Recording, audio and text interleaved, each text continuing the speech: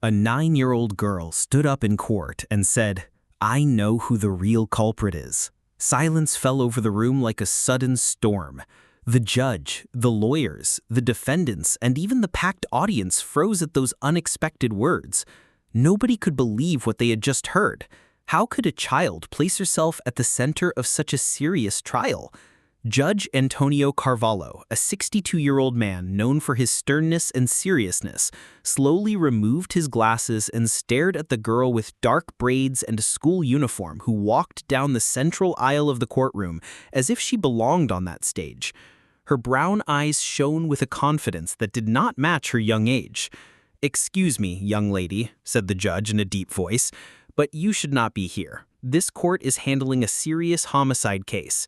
Children do not take part in these proceedings."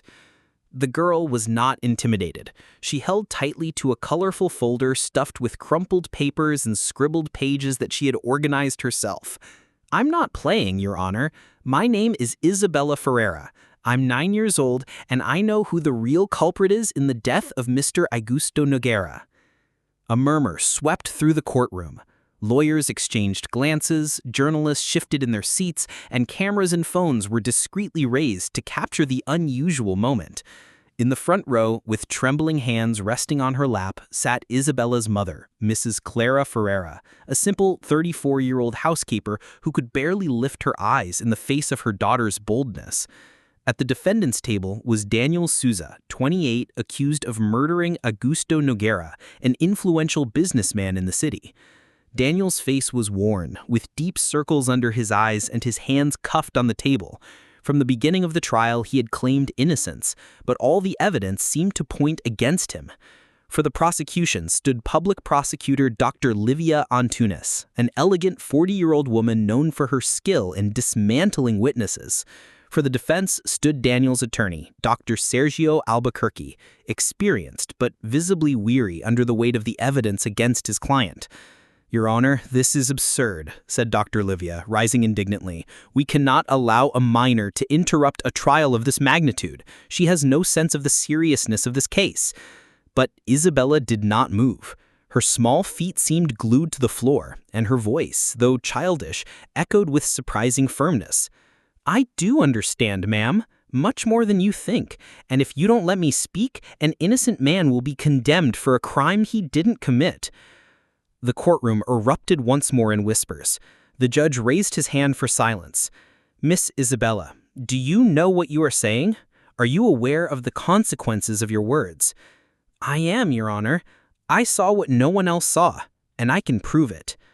Daniel lifted his head for the first time in days, his tearful eyes fixed on the girl as if she were his only chance to escape a cruel fate.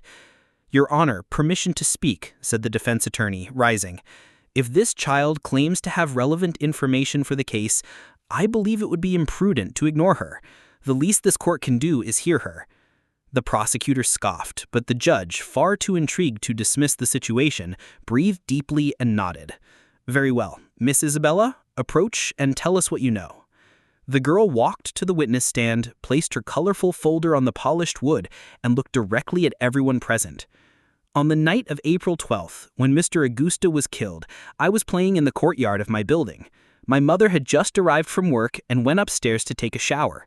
I stayed outside with my ball. That's when I saw a black car park on the side street. The driver got out in a hurry, put a black glove on his right hand, and went into Mr. Augusto's building." The courtroom fell into absolute silence. Each word from the girl seemed to drive a nail into the heart of the prosecution's case. "Are you saying you saw someone enter the victim's house?" asked the judge, leaning forward. "Yes, Your Honor, and it wasn't Mr. Daniel." The audience gasped. The defendant, until then desolate, widened his eyes. "Who was it then?" asked the prosecutor, trying to sound dismissive but clearly shaken. Isabella took a deep breath. "It's Mr. Renato Azevedo." A wave of shock swept the room. All eyes turned to the third row, where a man in a gray suit, 45, a businessman known for being Augusto's partner, went pale as paper. His eyes widened. He stumbled as he tried to stand. "This is slander!" he shouted, his voice breaking. The judge struck his gavel, calling for order. "Miss Isabella, are you aware of the seriousness of this accusation?" I am, Your Honor, but it's not just words. I have proof. She opened her unicorn folder and pulled out an old cell phone with a cracked screen. That night, I was playing and filming with my phone.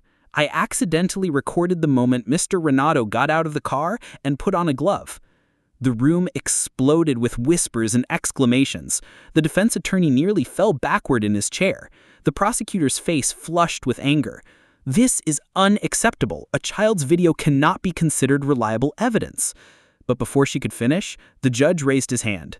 Bring the device here, Miss Isabella. With steady steps, the girl handed the phone to the bailiff, who took it to the judge. He called the court technician to verify the recording. The tension was so dense that everyone could hear their own heartbeats. In seconds, the shaky footage appeared on the screen.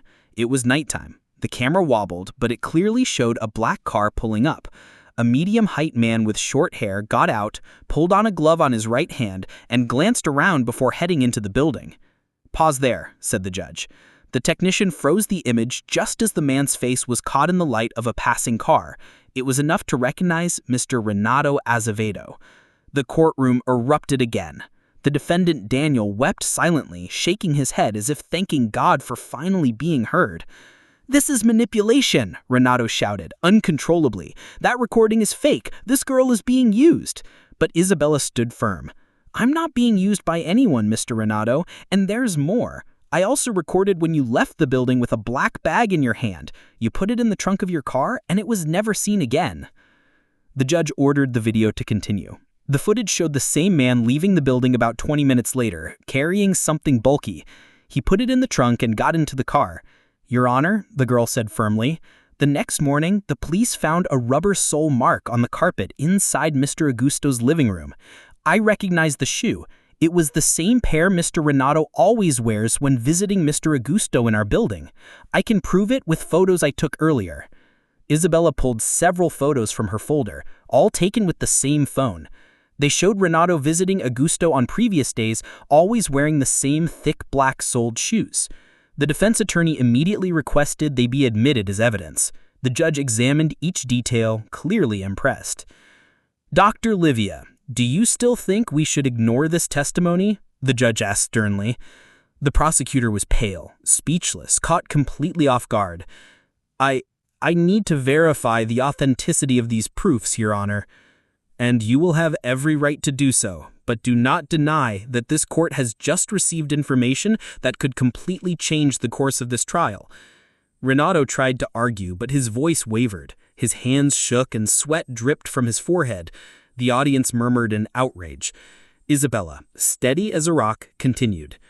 "Your Honor, if I may, I want to show another part of the video. Right after he put the bag in the car, Renato spoke to himself very quietly, but the phone captured it. He said, 'No one will ever find out it was me.'" The technician rewound and raised the audio. The phrase echoed through the courtroom like a death sentence for Renato. Nobody breathed. The judge, visibly shaken, paused for a long moment before speaking. "This is extremely serious. Mr. Renato, in light of what we have just seen and heard, this court cannot simply overlook it. From this moment on, you are formally under investigation as a suspect." Renato's eyes widened as he tried to protest, but officers approached him discreetly. The defendant, Daniel, overwhelmed, covered his face with his hands and cried. Isabella's mother sobbed with both pride and fear. And the 9-year-old girl, her heart racing but her voice steady, said once again, "I only told the truth, Your Honor, because the truth is the only thing that cannot be destroyed." And at that moment, everyone in the courtroom realized they were not witnessing a simple child's outburst, but someone who with courage and innocence had changed the course of a trial that had seemed already decided. Silence returned, but it was a different silence, heavy, full of consequences, and everyone knew that this was only the beginning. The judge struck the gavel forcefully, trying to restore order in the courtroom. The sound echoed against the high walls, but it could not erase the impact of what everyone had just witnessed. Every face in that room carried a mixture of disbelief, shock, and tension.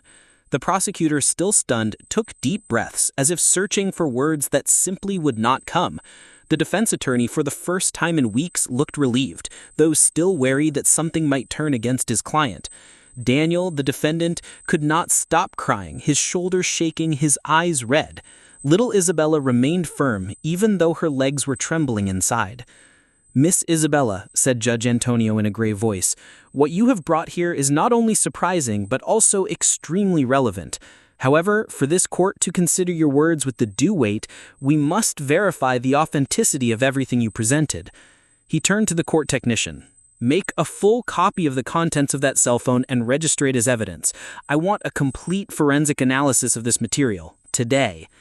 Renato, pale and breathless, stepped forward, trying to regain some credibility. "Your Honor, this is absurd. A child with an old cell phone cannot decide the outcome of a trial. I was a partner and friend of Mr. Augusto for over 20 years. What interest could I have in—" He stopped speaking when he noticed the suspicious looks from the audience.